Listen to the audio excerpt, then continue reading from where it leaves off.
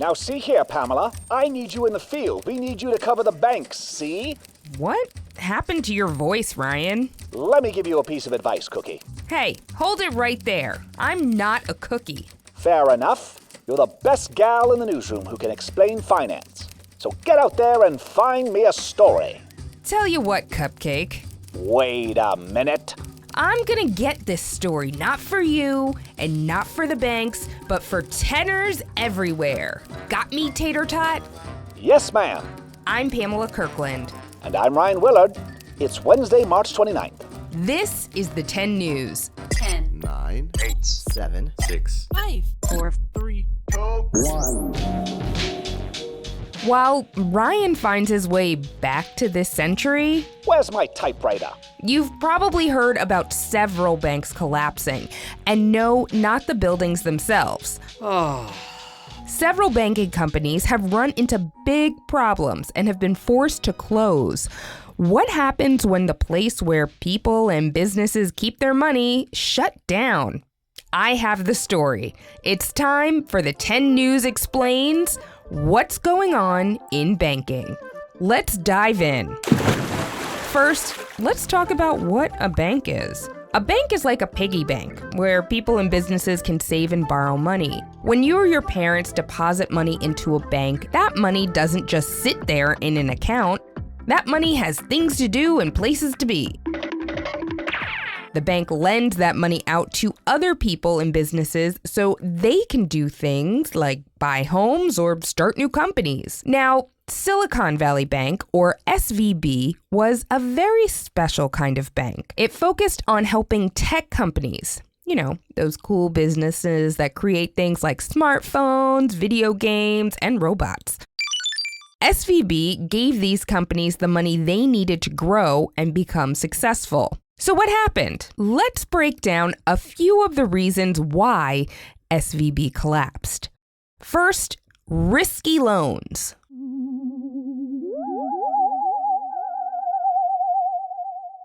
Imagine lending your favorite toy to a friend who doesn't take good care of things. There's a chance you might not get it back in the same condition or at all. This is an outrage! SVB lent money to some businesses that were very risky, which means they had a higher chance of not being able to pay the money back. Second, too many eggs in one basket.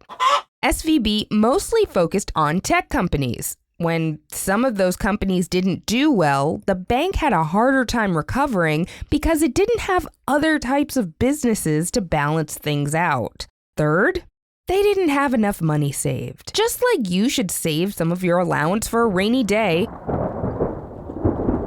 banks need to have some extra money saved up in case things go wrong. SVB didn't have enough money set aside to cover the losses from the risky loans they made. Okay, that's bad. Treasury bonds, economic changes, and other factors also played into the bank's collapse. Let's talk about the final moments leading to the collapse of Silicon Valley Bank. What happened was something called a bank run. Instead of a bank, for a moment, imagine a popular ice cream shop in your neighborhood that everyone loves. One day, a rumor starts going around that the ice cream shop is running out of ice cream and won't be able to make any more. Suddenly, everyone in the neighborhood rushes to the ice cream shop to get their favorite flavors before they're gone. The shop gets so crowded that it's hard for everyone to get served, and the ice cream supply starts running low. That's what a bank run is. So what does that mean for the banking industry? Well, when a bank like SVB collapses, it can cause other banks and businesses to become worried. They might think, hey, if SVB couldn't get their money back, maybe we won't either.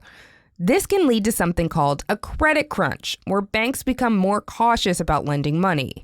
A credit crunch can make it harder for people and businesses to borrow money. This can slow down economic growth and even lead to job losses. It's like when you're playing a game of musical chairs, and suddenly, there are fewer chairs available. It becomes a lot more challenging to find a place to sit. It can also make people who have money in the bank wonder, is my money safe here? which means less people want to keep their deposits in the bank, giving the bank less money to lend out overall. But don't worry. There are special groups called regulators like the FDIC, the Federal Deposit Insurance Corporation, who keep an eye on banks to make sure they're behaving responsibly. The FDIC even insures the money you deposit in a bank up to a certain limit, so that if a bank like SVB collapses, you don't lose your hard-earned savings. When something like the SVB collapse happens, regulators like the FDIC work to find out what went wrong and make sure other banks don't make the same mistakes. In the meantime, the government may step in to help out. They can do things like provide money to banks to keep them from collapsing, or even take over a bank temporarily to make sure it stays safe and secure for its customers. So, what can you do? It's important to understand that banks play a big role in our lives, even if we don't think about them every day. You can help by being smart with your own money, saving it, spending it wisely, and learning how the financial world works. So, do we need to be worried, Pamela? Not quite yet, Ryan. The FDIC has insured all deposits in both banks, which means customers and businesses won't actually lose their money. But when smaller banks go bust, it can mean an economic slowdown for all of us. We'll keep you updated about what's happening with the banks.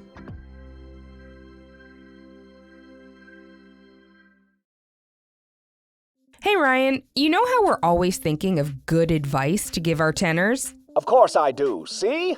We brought in someone today who really knows their stuff. Here's Zak Rosen from the podcast, The Best Advice I Ever Got. All right, tenors, I am here with a living legend who happens to be the host of one of my favorite podcasts. So I'm going to ask him, who are you, where are you from, and what do you do? Hey, Ryan. My name is Zak. My last name is Rosen, but you can just call me Zak. It's Z-A-K, which is kind of unique in the Zak world. And I live in Detroit, Michigan. That is the state with the mitten shape. And what I do is I get to talk to strangers all the time. And what I like to ask them is, do you have some advice for me? Well, when I was a kid, adults were always giving me advice. Should kids be open to it, and why? I think you should definitely be open to it, but I think that you should be comfortable not following the advice. And if someone is super kind and they're giving you advice, you don't have to, and you think it's kind of lame, you don't have to be like, I don't want that advice. Get out of here, old person. Like if you don't like the advice, you can still say, thanks for your input. I appreciate that. But I think that you know what good advice is when you hear it, because different people are interested in different things, and different people are going to resonate with certain types of advice more than others. Like I really like advice about like creativity and art and stuff, but there's some other people who aren't particularly interested in the creative process. So to answer your question, Ryan, yes, we should be open to it, but it's not like a prescription. You don't need to follow it if you don't want to. I kind of think I'm thinking about advice like clothes sometimes. Try it on. See what it feels like. Even if it's like this weird polka dot thing, like, once I tried this on, I look pretty good. Right? So, yeah. Or, donate it to Goodwill if you don't want it. I think that's actually very insightful. But if you know something and you want to help someone else and give advice, give a suggestion, what's a kind way to give advice? I like that, Ryan. I think the first thing one should do when they're going to give advice is ask the person, do you want some advice? Because if I just go up to someone, even if I know them, and say, you got to do this, that I find that off-putting. But if you're in a conversation, you find that your friend or your family member is struggling with something, and it's making you think of something that perhaps you went through, or giving you an insight that you might want to share with them. Hey, do you want my suggestion? Do you want to hear my advice? So I would ask first, because unsolicited advice is a lot different than welcomed advice, I find. So after you ask, what if you're still worried that the advice might hurt someone's feelings? What's an example of advice that could hurt someone's feelings? It might be that I smell bad, and you might Uh-huh. want to say, you might want to try some deodorant under your arms, Ryan. Great. That's a great one. And so I think intention is so important. If you go up to someone who's a friend of yours or maybe just a classmate, and want to let them know, hey, I can smell your BO. I think there's a kind way to do it. And so you can preface like, hey, you should get some deodorant with, hey, I've actually, struggled with this myself. I'm so happy that someone told me that my armpits stunk last summer at camp. And I'm just telling you this as a friend. And no big deal, but like maybe try deodorant. It's actually like really fun to shop for at CVS. That's actually one of the things that I really like to do. As an aside, Ryan, I love deodorant shopping. You can invite someone to CVS with you and go deodorant shopping with them. That could be a fun friend date. Now, if I'm on the other side of that smelly debate, right? Mm-hmm. If I'm getting advice, is there anything I should do to process that if it could hurt my feelings, or it might be weird, or I don't know if I want it? Yeah. So I think hearing the advice giver out, thinking about what their intentions are, like if it's a friend of yours, that's going to be different than, perhaps the class bully who's isn't kind to a lot of other people. So think about the possible intentions of the person who's giving you the advice, and then remember, you can just let it wash over you if it doesn't resonate with you. If it doesn't feel like something that's going to benefit your life, you can just be like, oh, thanks for the suggestion, and then be on your way. But back to the smelly armpits example, like someone might suggest that you put on deodorant. Maybe you'll give a quick whiff and realize, oh yeah, maybe I could use some deodorant, and then you can just thank them for it. Okay. Do you have any advice you want to give to our tenors? Yes. If you are hiking in the forest, and if there's a river nearby, and if you have to go to the bathroom, if you have to poop in the forest, but you forgot your toilet paper, walk down toward the river and find yourself a beautiful, clean stone. Actually, find yourself like 3 or 4. Wipe your butt with a clean rock, y'all. You're welcome. Wait, is this real advice? You can wipe with a rock? I thought you were supposed to use like a leaf. Well, you should know leaves really well. You should know that the leaf that you are going to wipe with isn't a poison leaf like poison ivy or poison sumac. So if you're good with leaf classification, I'm not. I would go for the rock. And there is some and if you've done this before, we can get into the differences between wiping with a leaf, which can crumble pretty easily, especially if it's been sitting on the forest floor for some time. A rock is sturdy.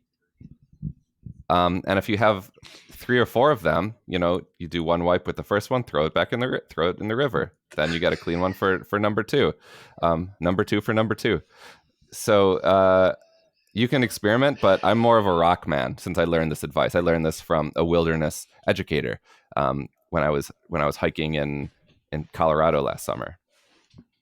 Excellent advice. Thank you very much. I'm going to try that, and I will certainly not throw poopy rocks at my siblings.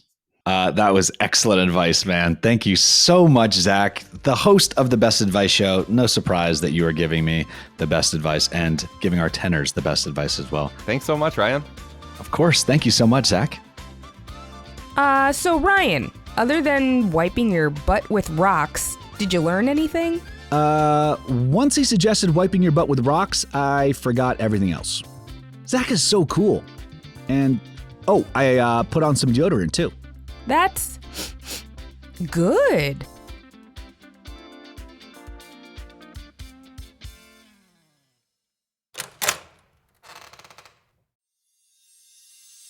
Welcome to the trivia. Oh, it's just you. Hi, Ryan. It's actually not just me. One of our tenors stopped by the studio. Hi Tessa, I'm Ria. So nice to meet you. I've always wanted to come and sit on the trivia throne. Oh my gondola. Hi, Ria. Why don't you give her the official welcome to the trivia room? Of course.